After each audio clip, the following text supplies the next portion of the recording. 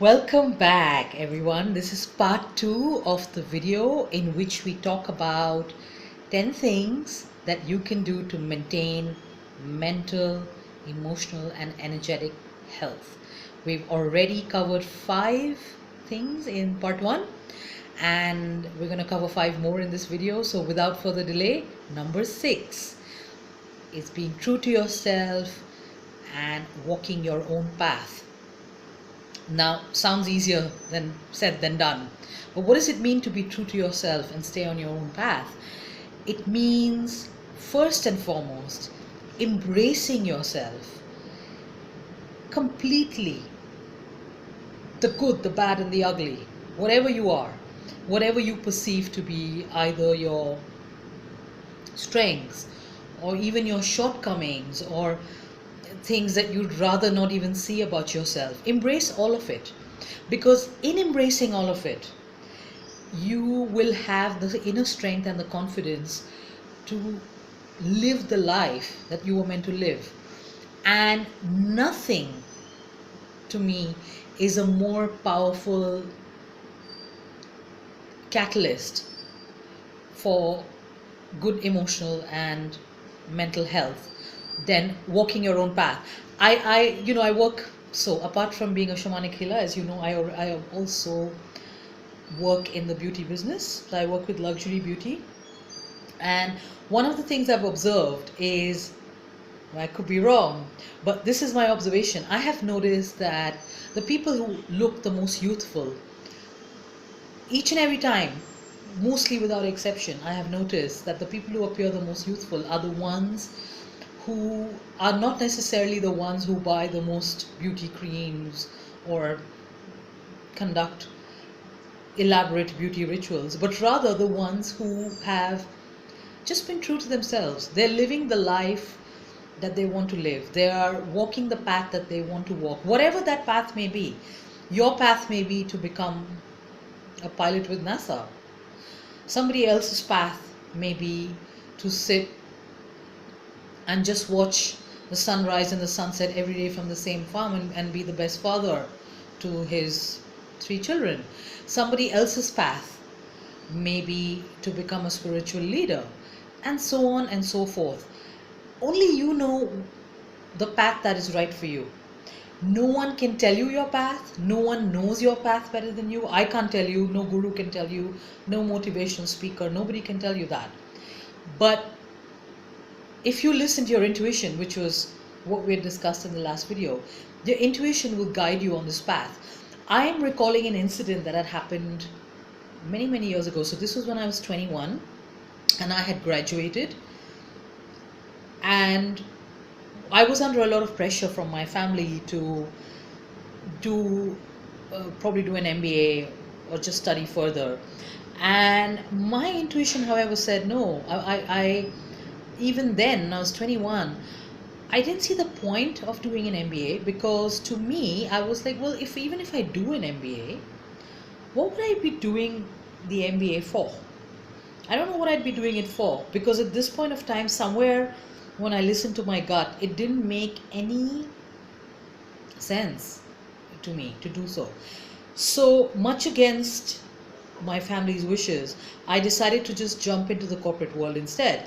And I remember that the next thing that my father suggested, he said, well, there's this friend of ours who has this amazing leather company, and in Chennai, in another city in India. And well, since you want to get into the corporate world, why don't you start with him? Why don't you go work with him? I was just a graduate, fresh out of college, and I said, okay, why not? And maybe Chennai might be fun. I was living in Mumbai in those days.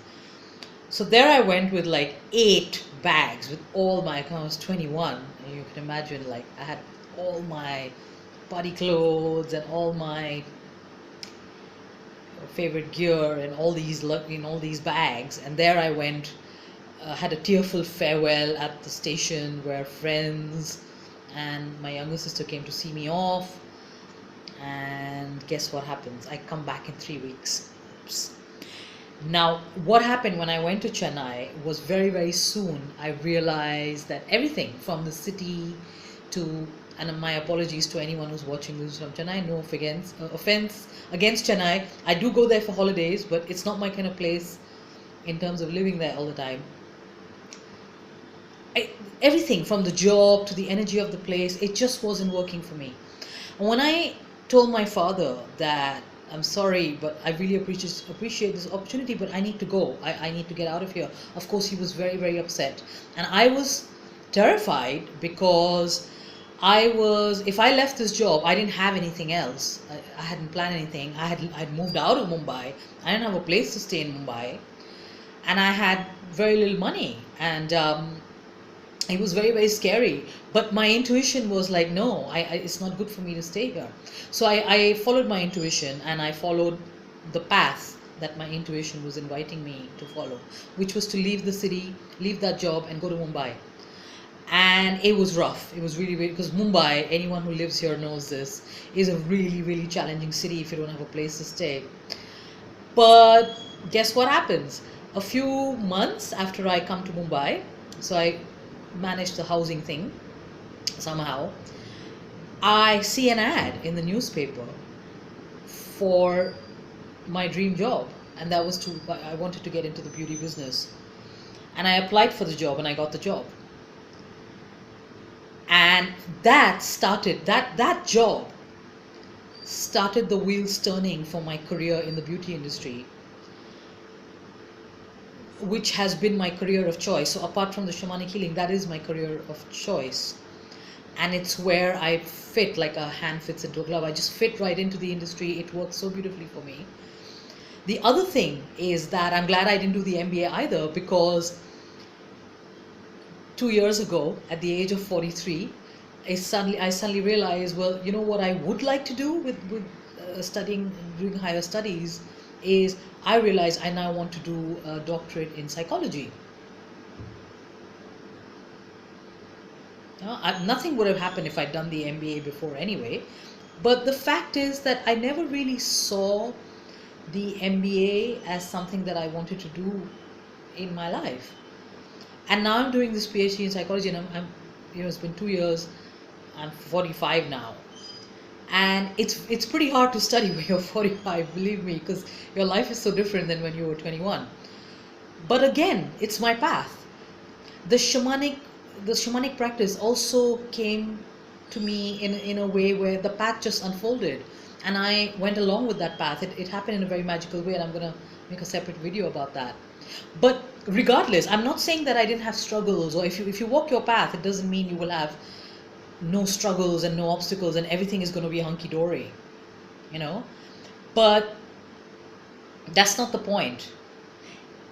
You will have the fuel, the motivation, the inner strength to continue even when the struggles and the obstacles come your way, because you will know that it's something that feels right, and it will keep you strong. When we are true to ourselves, when we stay with what our soul wants us to do, we may not always have it cozy, but we will always have it strong. And that's why I strongly believe that this is a very, very important ingredient for remaining psychologically healthy. Number 7 is prioritizing and fulfilling all your needs. Now, I've made a video on needs, and one of the videos I made was called Why We Become Needy, and this is a video, if you want to understand more about how human needs operate, I strongly recommend you watch that video, because it would really give you an idea of what causes neediness and what causes hidden neediness and the consequences of that in your life. And then there's another video about meeting your needs. There are 2 videos about meeting your need. One is about how to meet your needs, and one is about how you can't meet all your needs all by yourself. You need a little bit of help to do that. So these videos will help you to get in touch with your needs. But I can't emphasize the importance of needs and your personal happiness. I can't emphasize it enough, because as somebody had said, I think Tony Robbins had said this, success without failure. I'm so sorry. What am I saying? Mistake. What I meant was, success without fulfillment is failure. And what gives us fulfillment? What is it that gives us fulfillment? At the end of the day, we may want many things. So there's a difference between needs and wants. And needs, as the word suggests, comes from the word necessary. That means when you need something that you can't do without it, it's absolutely a compulsion, a must have. Whereas a want is a desire and keeps shifting, and needs tend to be more, it's not that needs don't change, they do also, but needs tend to be more long term and more deep rooted. And well, basically you need them to either as your very basic needs you need for survival, and beyond that is another layer of needs which you don't necessarily need for your physical survival, but if they're not met they will harm your emotional and psychological growth, and those are the needs that I'm referring to here. And if you don't take care of those needs, you can even be very, very successful, but you will never be fulfilled. And I'm sure you've all heard of stories of empty success, where you or somebody you know has had this experience where we finally get what we want, but we don't get what we need, and we can feel it. We've got the big house, or we've got, I don't know, whatever, been crowned Miss so and so 2017, but something is missing, and that something is because you got what you want but you didn't get what you need. And so it's very, very important to get in touch with your needs and to fulfill them to the best that you can. And hiding them, overlooking them, trying to suppress them will only backfire. It's just like those emotions. If you don't tend to your emotions, they will fester, they will come out and bite you in the ass, and so will unfulfilled needs. In fact, unfulfilled needs are actually drivers. So needs are drivers, not just unfulfilled. When they're unfulfilled, they become hidden drivers, so they drive our behavior. And if we don't know what they are, and believe me, one of the biggest challenges for people is they don't even know what their needs are. I've spoken to so many people. I remember I had this one lovely, very talented, very smart girl who worked with us, and she was going through a very difficult time in her life. And I sat down with her, and I sort of, as a friend and as an employer, counseled her a little bit.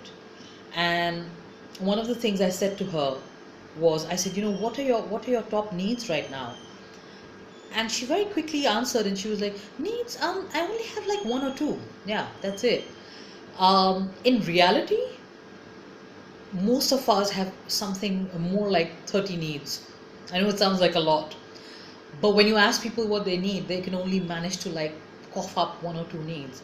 And the reason for that is because, oh dear, I thought it wasn't recording anymore. It is recording. The reason for that is because we are so socially conditioned to want, to desire. So desire is socially acceptable. We are conditioned to run after the marriage, the car, the job, the gold, etc. But we are not encouraged to look into our true needs. But believe me, the only real path to fulfillment is doing that. And to understand how to do that, I strongly suggest you watch my other videos. But I would just like to wrap up the needs part of it and say that you may not be able to fulfill all your needs just by yourself. Here is where you need other people as well. And you don't have to feel ashamed of that. You don't have to feel ashamed of your needs. Too many of us have been shamed for our needs. We've grown up with shame around our needs. And a lot of your work is going to be removing that shame, or discovering where the shame is, and erasing that. And when you can do that, I know it's easier said than done. When you can do that, remember that there is nothing to be ashamed of. We are human, we have needs, end of story. Number 8 is reducing or eliminating toxic relationships. Now, there is a lot of literature out there on this, and well, it's pretty simple. It's as much as possible, it's better to either go no contact with people who constantly undermine you, who diminish you in any way, who feed off your energy. And when that is not possible, because I know in the real world sometimes we can't always just get away from certain types of people. They may be family members, they may be people you work with, you may be married to a toxic person. But if you can't go no contact, at least reduce the amount of contact with you have with the toxic person. Because one of the things that happens when you're around toxic people is, you know, the average human is someone who will mostly try to work things out, will try to look for a solution. But in my experience, there is no solution with a toxic person. Because you know that whole saying where they say, well, there are two in a relationship, whether it's a friendship or a marriage or a boss employee. And therefore there's this very wrong idea that goes around that, well, it's 50% you and it's 50% the other person. No, it doesn't work that way. Because it's only 50% you and it's 50% the other person when you have the same power in the relationship. Yeah, then you can turn around and say, yeah, 50% of what's happening or going wrong in this relationship is me, and 50% is the other person, or 60-40 or whatever. Let's not get into numbers, but you get my picture. When the equation of power is uneven in a relationship, which it is in a toxic relationship, because one of the hallmarks of a toxic person is they want to control you. They will try either overtly or covertly to have power over you in whatever way they can. They are taking your power, so there is no question of you having equal power in that relationship. And they also don't play fair, so they play dirty. And again, there is no question of you having equal responsibility for what happens to you in a relationship, because the equation itself is so imbalanced. It's more like a 90-10 or a 80-20 situation. So if you try to change the power balance, they will fight you. They will do anything they can in their power to fight you and get the power equation back their way. And if you have a lot of time and energy to get into that fight, well, it's an individual choice, more power to you, but I think most of us don't. So you can't change them. You can't even change yourself around them, because beyond a certain point, it's like saying that, oh, well, if I just make my body stronger, I'm going to be able to drink more cyanide every day. Cyanide is cyanide, man. It's cyanide. And toxic people are like cyanide. It's like slow poison. Little bits of their energy that gets into your aura. So either minimizing contact with them or removing them from your life completely, as whatever your situation currently permits, is not only essential, it is absolutely essential for your emotional and mental well-being. And I have seen this time and again. I've seen it with myself. I have seen it with other friends. If you're around toxic people all the time, you will stop growing. They will completely stunt your growth. And one day you're going to really wake up and you're going to wonder, like, wow, where did my life go? Every time you go away from toxic people, I've seen it happen to me and my friends, as I was saying earlier. Believe me, your life will grow in leaps and bounds. Because when a person is toxic, mentally, emotionally, that toxicity also translates. There's a force that it creates in their energy field, and you are around that energy field. So there is no escaping from that negativity. So please take care of yourself and use this understanding to get away from toxic people. And even when you have to be around toxic people, find a way to. There are many strategies that you could use to keep that kind of energy at bay and to keep yourself sane. Number 8 is decluttering. I'm sorry, number 9 is decluttering. I beg your pardon, I've already covered number 8. And okay, so when I say decluttering, of course, it's wonderful to declutter your physical environment. In fact, there's this book, I've forgotten the name of the book, I'm going to try to find it. There's this lovely new book that's come out, written by this amazing Japanese author on the art of decluttering, and I'm trying to get my hands on the book because I love the wisdom around why decluttering is important. But we're not talking about physical decluttering here, which will also help your state of mind if you do it. But what I'm referring to here is removing any energy, emotionally or energetically, that does not belong to you, and keep that as a regular hygiene. Now, this particular aspect of self-care and of maintaining good health, physical, emotional and psychological health, is, I would say, even more true for people who are highly sensitive, HSPs or empaths, because one of the things that happen. So this is an energetic event that takes place. If you are around people who will not take responsibility for themselves, they could be toxic people, or they could be people who are not necessarily toxic, but for whatever reasons they will not deal with their issues. You don't realize it, but there is an energy exchange that takes place between your energy fields. And if you're the responsible one, if you're the person who is constantly looking into themselves to gain insight into their own behavior, or you're the kind of person who's overly responsible and you're like, if something happens to you, the first thing you think about is like, well, what did I do to cause that? If you're that kind of a person, please be very careful, because if you are around people who will not take that same kind of responsibility, energetically they will pass on their unresolved material onto you. There is a tendency to do that, and this happens so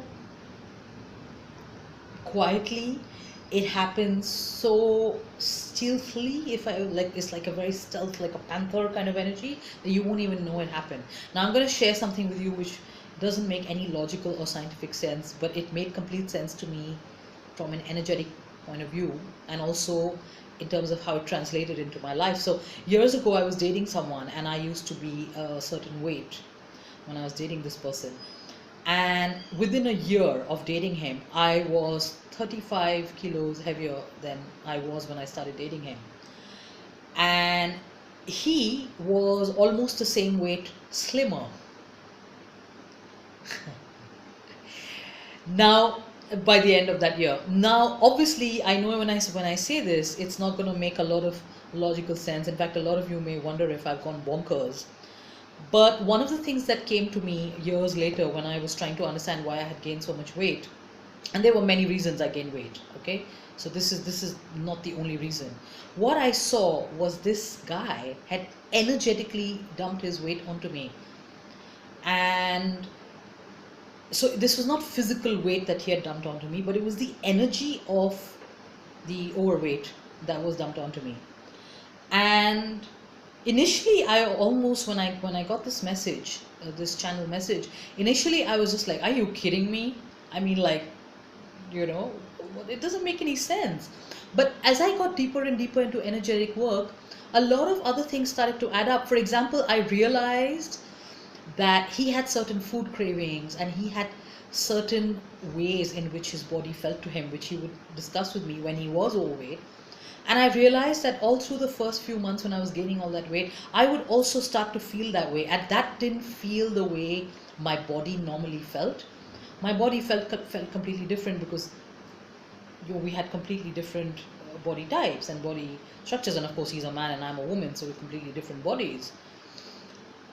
So a lot of it made sense. Now I'm not saying, this is not me saying that I put on weight because, well, energetically I exchanged the weight with my ex-boyfriend. I don't mean that.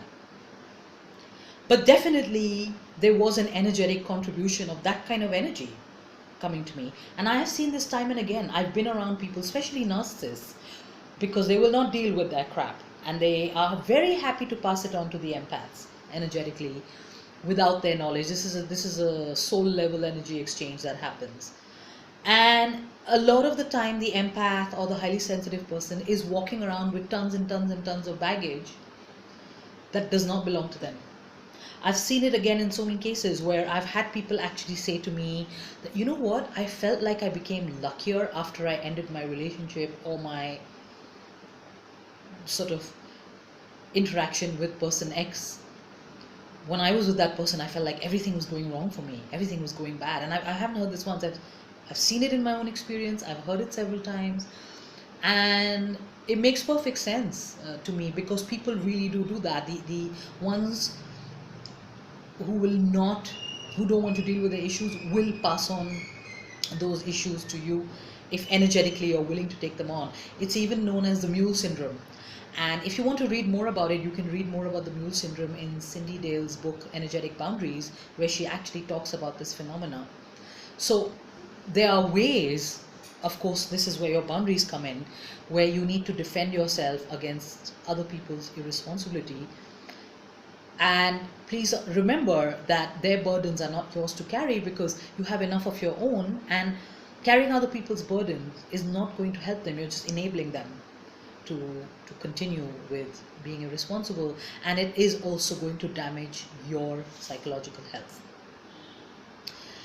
The last item on my list is connecting to a support system on a regular basis. Now, this is the opposite of setting boundaries and getting away from toxic people, is to actually surround yourself with as many wonderful, supportive people as you can. Ideally, you should surround yourself with people who uplift you, who keep their commitments to you, who make you feel good. And you know it. I mean, this is not rocket science. When you hang out with people who uplift you, when you hang out with people who genuinely want what's best for you, and who really love and care for you, and they have a different energy force in their auric field, you can feel it. You can feel the difference. Of course, there are people who fake that, and you can feel that too, because eventually the fake will fall away. At some stage, the fake will fall away and the mask will come off, and you will know it when that happens if you're alert to it. But if they do that consistently, they're keepers. These are the kind of people you want to be hanging out with, your tribe. And of course, you do the same for them, because it's got to be a two-way street. And believe me, nothing will grow you in a happier, healthier way than having wonderful people around. I had read something very amazing by Clarissa Pinkola Estes, who is a cantadora, a very famous writer and author of the book Women Who Run with the Wolves. And there's a very profound passage in this book, Women Who Run with the Wolves, and it talks about how nurture is not the same as comfort. So she said that, if you have a plant that needs water, and you take this plant and you say soothing words to it, it needs water and it needs sunlight, you say soothing words to it and you hug it, that's comfort. But then you put it away in a dark room somewhere without the water and the food, all it has is comfort, but it has no nurture. That's not nurture. And she said our souls are like that. They need both comfort and nature. So nurturing the plant would be holding it, saying soothing words to it, but also taking it out into the sun and giving it water and giving it the sunshine that it needs to grow. Because you can have comfort, you can be very comfortable, so you can have people around you who don't necessarily uplift you, who maybe they're very happy to wallow in pity with you, or they're very happy to, well, pity, I don't like the word pity because I don't really believe in it, but let me say wallow in life draining situations with you. But that is comfort, that is not nurture. What you need is somebody who will hold your hand when you need it, so they give you the comfort when you need it. But they also nurture your soul. They also help you they are the sunshine for you. They're also the water for you, and you are the sunshine and you're the water for them, because you need both to grow. In fact, there's another lovely book that I'm going to put a reference to down in the link below, and it's this book called Safe People by Henry, I think it's Henry Cloud. Sorry, today my memory is a little bit off today for some reason. And it's an amazing book because it actually tells you how to identify safe, supportive people, and it talks in length about why you need these kind of people in your life. I can tell you from first-hand experience, whenever I have been around this kind of supportive people, it's only added to my growth. Just to share, a few years ago, when I first became a trainer. So in the beauty industry, my specialization is training, but I wasn't always in training. I started my career in marketing, sales, and admin, which I hated. And at some stage in my career, I realized that I wanted to be a trainer, but there was no one supporting me in the company to become a trainer, with the exception of one person, and that was my then boss and mentor, who was the managing director of the company that I worked for. And when I went to him and I said, well, I want to be a trainer, he looked at me and he smiled and he said, well, you can't be a trainer. You know, you have no experience in training. I'm sorry, I was just checking with the time there. And I said, yeah, I know I don't have any experience, but I feel in my gut that this is what I'm meant to do, that I'm meant to be a communicator, that I'm meant to share knowledge with people. And he looked at me, he smiled again, he said, okay, so here's what we're going to do. I'm going to give you a chance to I will help you to get trained. I will give you this position for 6 months. And if in 6 months you do well, great. If in 6 months don't do well, it's very simple. You just go back to doing what you were doing before. And I was like, thank you. Thank you. So I went off and I was given this this training position. And the first 1 month was really, really bad, because I had a very abusive trainer who came in to train me, and she was very abusive to me, and she basically knocked me over completely and sucked the confidence out of me. And on top of that, I had to deal with some very jealous colleagues and many people who did not want me to be in this position. So for a while it felt like everything was going against me, and I was like, oh my god, I'm gonna get fired, like this is really bad. But what pulled me through was my then boss's support. He just believed in me even at a time when I didn't believe in myself. And he, along with some other wonderful people who I met later on in my journey as a trainer, really, really helped me to grow, because they believed in me. So somewhere that belief started to pull me out of that negative space I was in. And it paid off. It paid off. When those 6 months, the 6-month deadline never happened, because my career just took off as a trainer. I've had this glorious career as a luxury beauty trainer, because somebody, just 1 or 2 people, really, really believed in me. And I'm deeply grateful for that. And I hope strongly that I have more of these people in my future, and so do you. Thank you so much. I am very happy and grateful that you have spent your time to watch this video. I hope some or all of it was helpful. I would love to hear your comments about experiences that you may have had that may not be covered in this video that contributed to your mental and emotional well-being. And of course, I would also love to hear from you if you have any clarifications about anything in this video. Till then, I wish you a wonderful week ahead. Thank you and goodbye.